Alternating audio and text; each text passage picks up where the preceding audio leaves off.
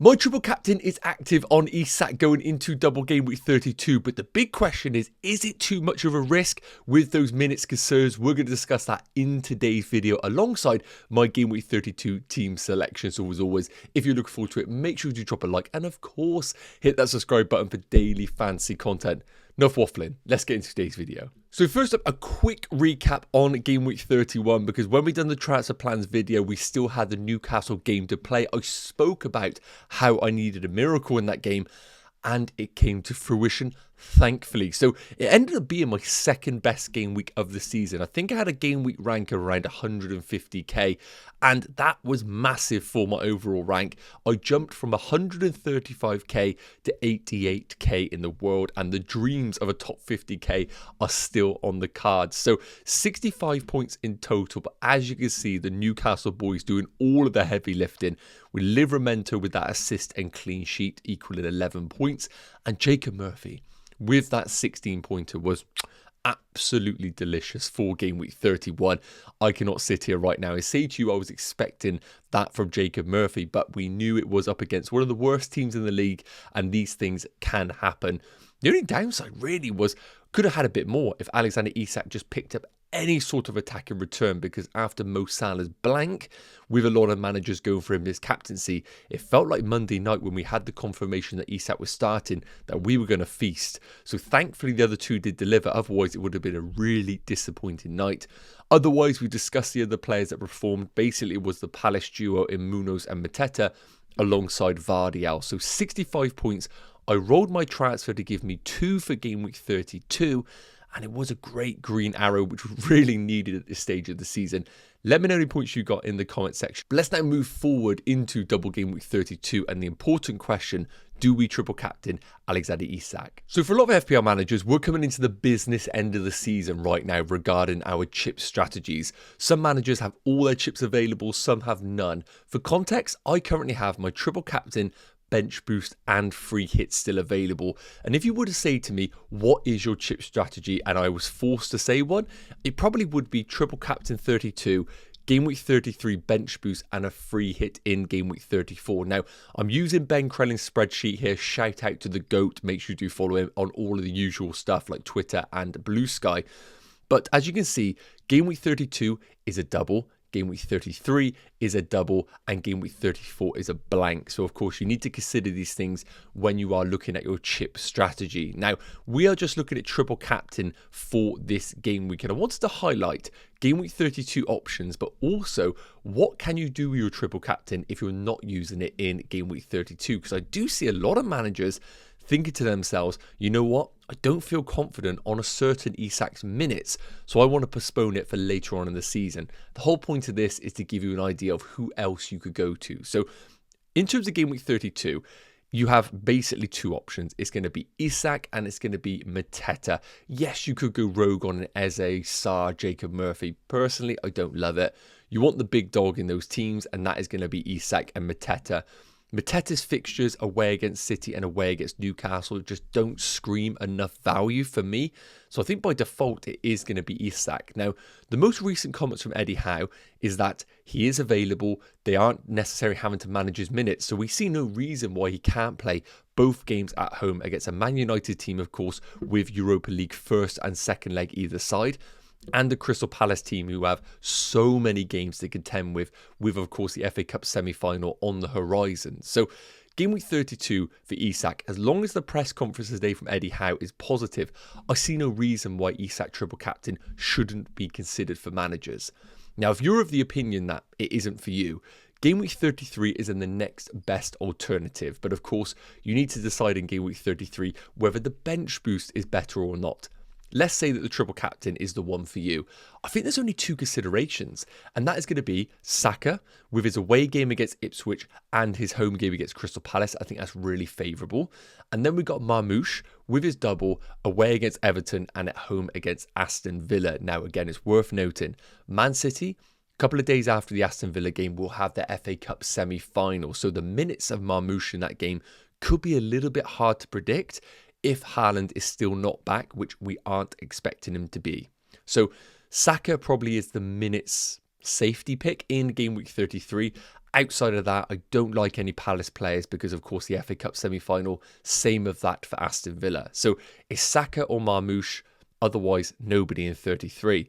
The other consideration, if you want to, is keep the triple captaincy in your back pocket for later on in the season. Now, as you can see, Ben Crellin has predicted a potential double in game week 36. We've got Man City and Bournemouth, the ones that are likely to double. Man City's being the real favourable one, with Southampton away and Bournemouth at home. So if you were to keep your triple captain to double game week 36, you've got the options of Marmoush. You could have Erling Haaland as an option if he's available. Equally, if Palace double, which is a little bit less likely, you could have Mateta, or we could jump on someone like a Watkins. Don't love the Bournemouth options as a triple captaincy pick. So really, the players that we're selecting from are still going to be from the exact same teams. It's going to be Newcastle's Isak at 32, Saka or Marmoush in game week 33, or Marmoush, Haaland, Mateta, Watkins, all those sort of teams. I think right now for me, if Eddie Howe does come out and state that Isak is available, I just think you get the triple captaincy done this game week, especially if you know you don't want to play your bench boost. I think when we play triple captaincy, sometimes we think it is more explosive than what it can be. Majority of the time when you play a triple captain is predominantly in a week where there is a standout captaincy pick, like in game week 32. So a lot of people will go Isak regardless. You're only getting a third extra of the points. It isn't a game breaker like the assistant manager chip. So don't think that it can dictate your season or ruin it at the same time. So for that reason, I think Isak in 32 is a bit of a no-brainer for managers. However, if you do want to postpone it until later and it doesn't conflict with a bench boost in 33, I do like Bukayo Saka as a bit of a differential, but I would also be considering those minutes. Let me know what you're planning to play it in the comments, but as of now, I think 32 is a good time. So I wanted to cover off the hot topics ahead of double game week 32, as I know a lot of people are asking these sort of questions. In terms of top transfers, I really do recommend checking out my previous video because I went into detail regarding Newcastle, Crystal Palace, Aston Villa players, but I will try and give you a quick roundup of all of that sort of information. So first up, going into a double in 32, naturally everybody's wondering what are the best 3 Newcastle players to buy. Now, I will state, and I covered this in the previous video, that I think Newcastle are great if you don't have a free hit available in 34 because they play at home to Ipswich. So if that is your situation, then I think they're a really good long-term buy, even though they have mixed fixtures because they allow you to get through the blank. And I still think the 3 to pick are quite obvious. Livramento, Murphy and Alexander Isak. Until Gordon's fit and available and we actually see it, I just don't think it's worth paying the additional 2 million above that of Jacob Murphy. However, if you're in a position where you have your free hit available and you're using it in game week 34, I wouldn't be surprised if a lot of managers actually look to sell off their Newcastle players around game week 33, which of course is a double. I see some people will plan transfers to do Murphy to Rodgers, and I'm seeing some plan to do Isak to Watkins. So just be cautious that if a free hit in 34 is your strategy, you might be actually looking to get rid of these Newcastle players as quick as you buy them. Who are the best 3 Palace players to buy? Now, while people are scrambling to get double game week players, you've got to be buying double. And that's exactly what Crystal Palace are. They double in 32 and they double in 33. Now, yes, I think there are just natural problems when you have double game weeks because there's going to be rotation inevitably, especially with the fact that they have an FA Cup semi-final a few days after that 4th game of that 2-week period. So there is going to be rotation regardless. But still, I think Munoz, Eze and Mateta are the 3 to go for. Now, I think one would argue that Palace clean sheet odds are really in the gutter right now. So you could just completely avoid Munoz and go for Sarr, Eze and Mateta. But while Munoz is operating as basically a forward at times, I think it's worth going for Munoz as your pick. And as I mentioned, Palace double is always going to offer risk, and they do blank in game week 34. So just remember that if you don't have a free hit available. The big one here, because he is one of the most bought players, is Morgan Rodgers an FPL trap? Now, I think this is a really interesting one, and I actually think Aston Villa are a really interesting team because, of course, 3-1 down in the first leg in the Champions League, and Tuesday night they have the second leg against PSG. So they are definitely going to be playing their best team in that game. The problem is we don't really know what the best team is. I think we all thought that Watkins was the main man still. Him being benched in the first leg makes you think, is he being dropped by Emery and Rashford will remain the number 9? If you think that, then Watkins naturally plays the game against Southampton and Rashford comes back in for the second leg. It's all quite confusing. But regarding Rodgers, my thought process is if you're buying him as a long-term pick for 32, double game week 33 and beyond, then yes, I think he's a great pick for your team. However, would I be surprised at all that in game week 32 against Southampton, he was to be benched or come off after the 60th minute? I wouldn't be surprised at all. He was the only player of that front 3 or 4 that played the full 90 minutes against PSG. I really do think Emery looks at him as just a key player in that team.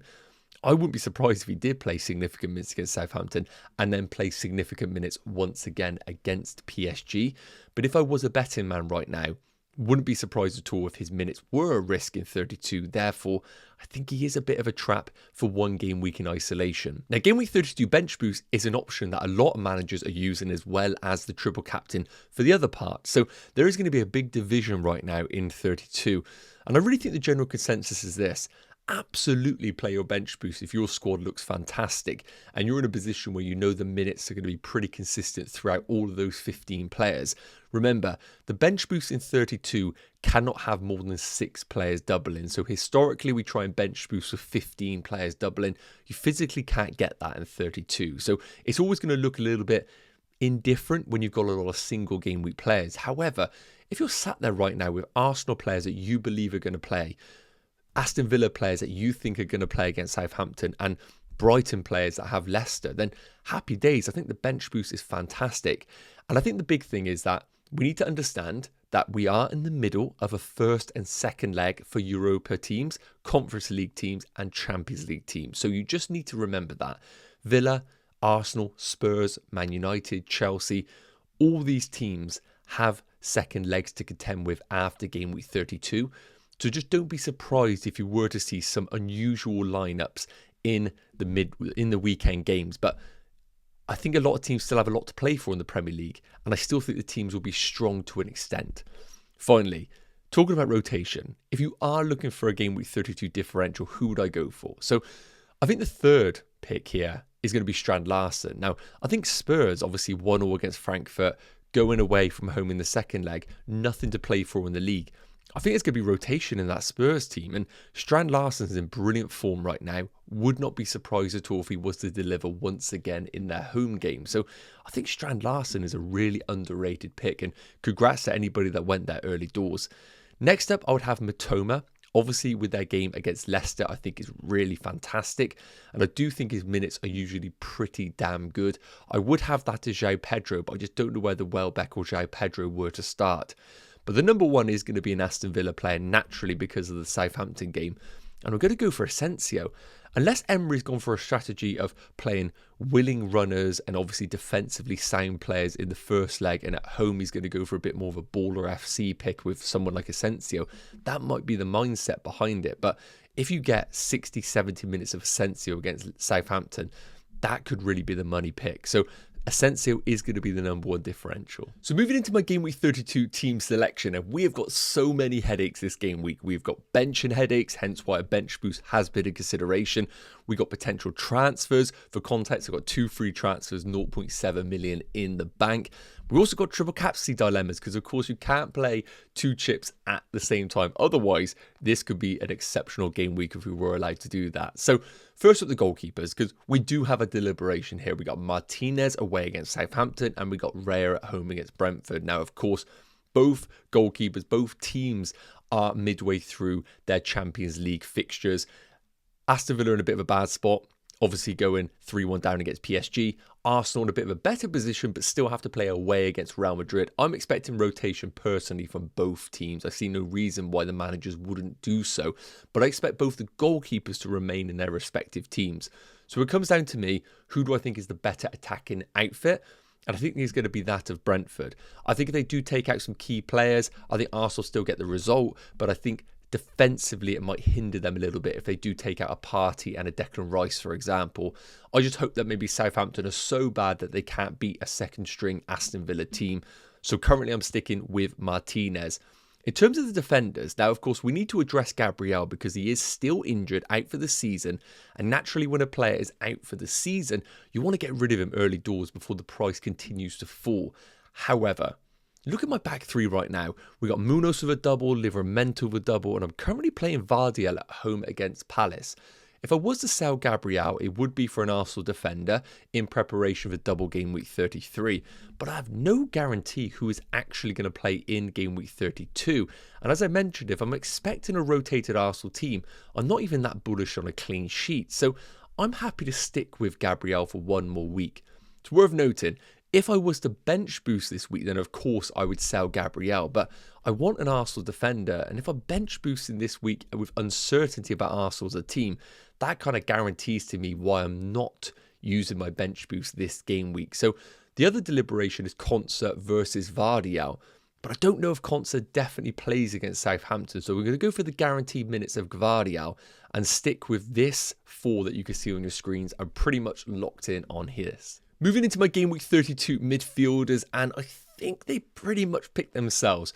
We got, of course, the GOAT in Jacob Murphy with his double game week, and I'm expecting him to have decent minutes over both of these games. It's worth noting, you want to buy the players that have doubles, but of course there's always a risk, and naturally most players don't play 180 minutes in a double. So really, if we can get 70 minutes in the Man United game, 70 minutes in the Palace game, I will take that with Jacob Murphy. Happy days. Similar to that of Sarr. Am I expecting much from both of these? Not really, but I'm just there for the minutes. That is the main reason. Then we got Cole Palmer at home against Ipswich. Now, few red flags in that Conference League game. Came off at halftime. One narrative is that they're just keeping him fresh in preparation for the Ipswich game. Another would argue that he just was having a bit of a stinker. And Chelsea went on to win 3-0 with him not on the field. So I think still Cole Palmer is a key player in Maresca's plans. Of course he is. And I think the Ipswich game is one that he will get significant minutes in. Personally, I especially think with the 3-0 win for Chelsea, they don't need to use him in the second leg at home. So I think this Ipswich game is the perfect opportunity to play Cole Palmer once again and play Nicholas Jackson as a forward. And honestly, for those managers that went for Cole Palmer on their wildcard as opposed to Bukayo Saka, I'm going to be honest, I think we feel a little bit like we have been unlucky here. I really do feel like this was the opportunity for Cole Palmer to do really good things, while Saka was obviously a bit of a minute's risk at times. I personally think Saka probably is benched in 32. I'm going to be selling Palmer regardless in 33 for Saka's double. So this is the last roll of the dice. If there are FPL gods out there, just give me one final glorious Cole Palmer performance. A hat-trick, please, against Ipswich. And that could be the monster return in this double game week. I really feel like Palmer dictates how good this game week is. And finally, Mo Salah at home against West Ham. Few people obviously worried about Liverpool and Salah in general. While there are no other premiums options in the game, Salah, of course, is sticking around. There is just no chance I'm putting the captaincy on him.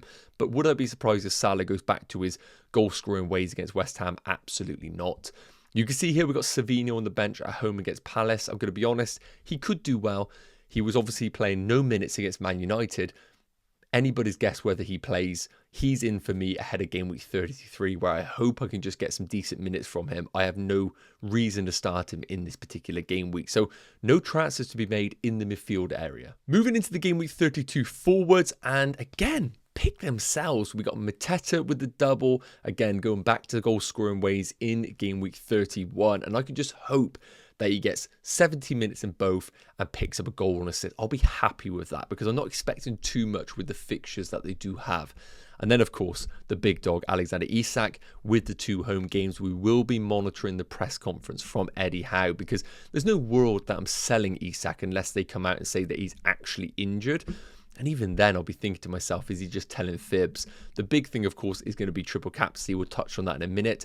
And then we got Marmoush at home against Crystal Palace. Again, that would be really nice if he does just crop up with a goal or 2 in that one. Obviously, counterintuitive with me having Munoz in my defence. But in double game weeks where teams play one another, I think you just got to hedge on something. And I'll be more than happy with Marmoush bagging a hat-trick and cancelling out Munoz's clean sheet in that one. I'd be fine with that. So as you can see with the team, I'm rolling the transfer. That is definitely happening. I just don't see any reason to make a transfer in this team, especially when you've got the strength and depth that I do on the bench. I think the clear thing is this. Bench boost for me is just not going to happen. I think when you look at this bench, you definitely could argue, like Nacho, That could be a clean sheet. That could be just a random like brace. Konsa could come on and get the clean sheet, and Gabriel just make a transfer. But in my gut, I just look at that bench and think, I don't feel content going with the bench boost this game week. So I'm happy to hold off. And of course, that only leaves one thing for this game week. And that, of course, is going to be a triple captain on Isak. Now, again, right now, if you said to me, what are your percentages? I'm going to say probably like 70% sure I'm going to play the Isak triple captain. There's no world that I put the triple captaincy on Mateta. So it's Isak or nobody in 32. I think the main reason why I'm just looking to get it done this week is because it could cause me some problems later down the line. Game week 33 right now is penciled in for a bench boost for my team. If I was to roll it into game week 33, then I start to get cold feet regarding the bench boost in 33. Then the triple captain does actually allow me to have some flexibility, and I could put it on a Bukayo Saka, which is great. And it's worth noting that if you don't play the triple captaincy in 32, it's not the end of the world.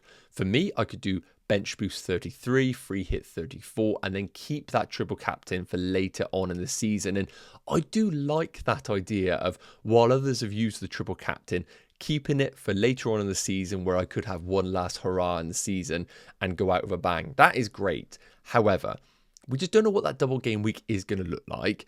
And while we have 2 home games for somebody like Isak, who, if he is fit, let's say he plays 70 against Man United, 70 against Crystal Palace, what am I waiting for? Like, what am I actually waiting for?